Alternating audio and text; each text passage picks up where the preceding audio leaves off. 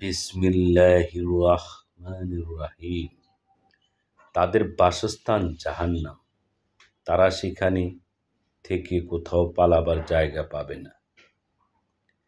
যারা বিশ্বাস স্থাপন করেছে এবং সৎকর্ম করেছে, আমি তাদেরকে উদ্যানসমূহে প্রবিষ্ট করাব, যেগুলোর তলদেশে নহরসমূহ প্রবাহিত হয়। তারা চিরকাল তথায় অবস্থান করবে। আল্লাহর প্রতিশ্রুতি দিয়েছেন সত্য। আল্লাহর চাইতে অধিক সত্যবাদী কে?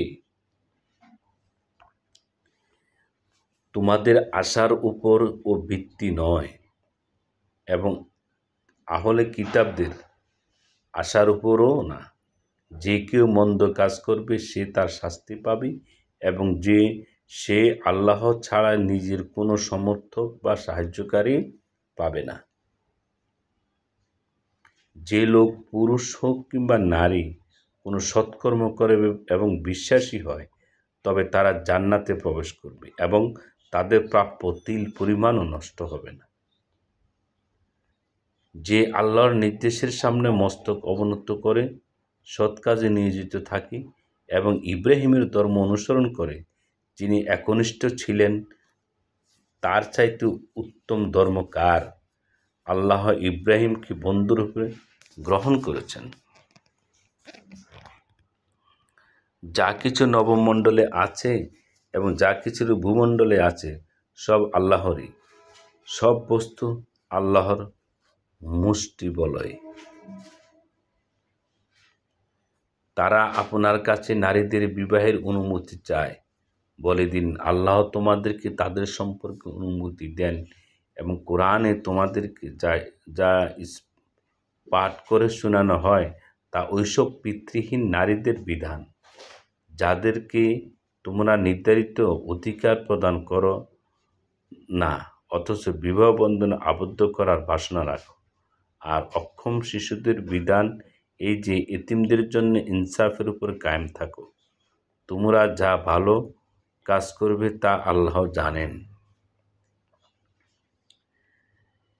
যদি কোনো নারী স্বীয় স্বামীর পক্ষ থেকে অসদাচরণ কিংবা উপেক্ষার আশঙ্কা করে, তবে পরস্পর কোনো মীমাংসা করে নিলে তাদের উভয়ের কোনো গুনাহ নেই।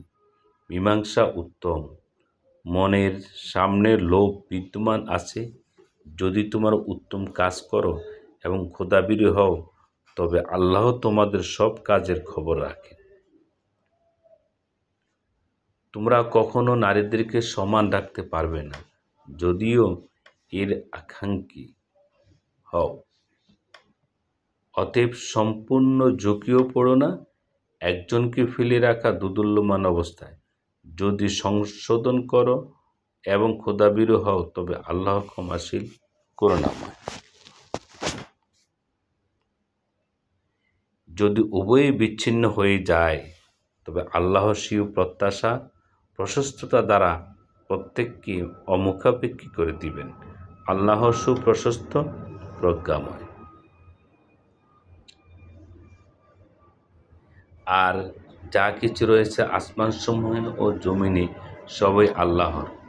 বস্তুত আমি নির্দেশ দিয়েছি তোমাদের পূর্ববর্তী গ্রন্থের অধিকারীদেরকে এবং তোমাদেরকে, যে তোমরা সবাই ভয় করতে থাকো আল্লাহকে। যদি তোমরা তা না মানো, তবে জেনো সেসব কিছু আল্লাহ তাআলার, যা কিছু রয়েছে আসমান সমূহে ও জমিনে, আর আল্লাহ হচ্ছেন অভাবহীন, প্রশংসিত।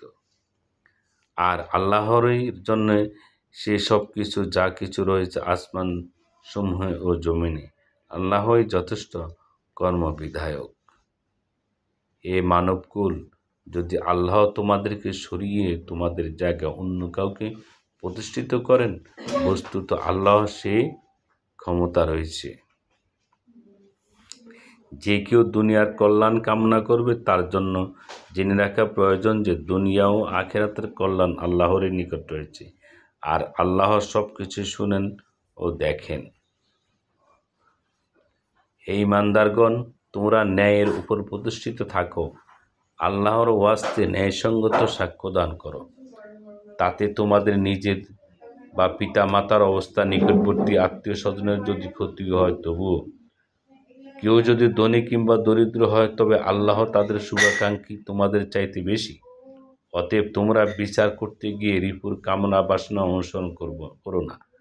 আর যদি তোমরা ঘুরিয়ে পেঁচিয়ে কথা বলো কিংবা পাশ কাটিয়ে যাও তবে আল্লাহ তোমাদের যাবতীয় কাজকর্ম সম্পর্কে অবগত।